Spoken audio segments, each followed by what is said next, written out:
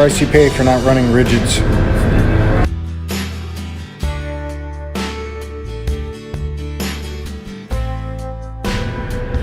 Luckily, these things are really easy to take apart. You just take out the 3 screws on the side, on each side that is, pull the one plate off, loosen the lens holding screws, and you can slide the whole thing out.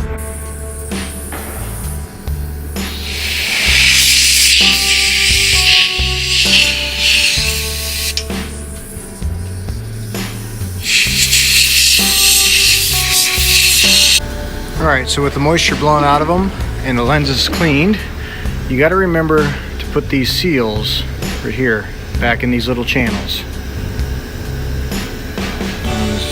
Right in that channel right there.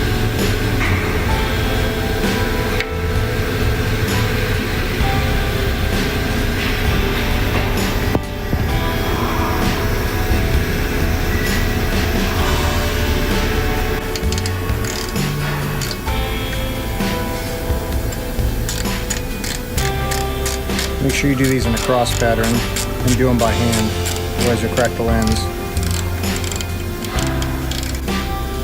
And the idea is not to beef down on these, it's just to seat the lens against the seal in the back corner.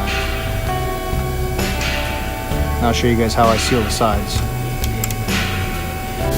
Alright, so the side covers look like this, and on the inside they have a rubber seal.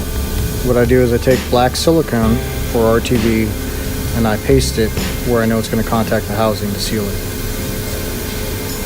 Alright, so just a light coat just like that. You don't need a whole lot. And you stick that back on there, tighten it down, snug it just like you did the fronts. The other side's a little bit more difficult because it has a power cable going through it and you have to do it while it's next to the... Here's a close-up of what the other side looks like, and this is why you have to do it on the light housing. 2 cables protrude through the gasket, so you just gotta smear it on with your finger. Alright, just like that. Got the silicone smeared onto it, and we're going to assemble this side just like the other.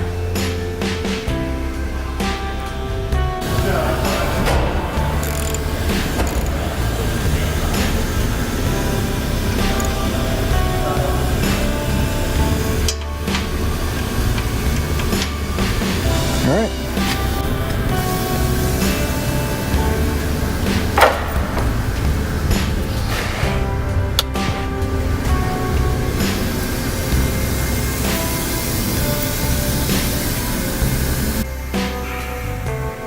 And that's how you make a $20 set of lights waterproof.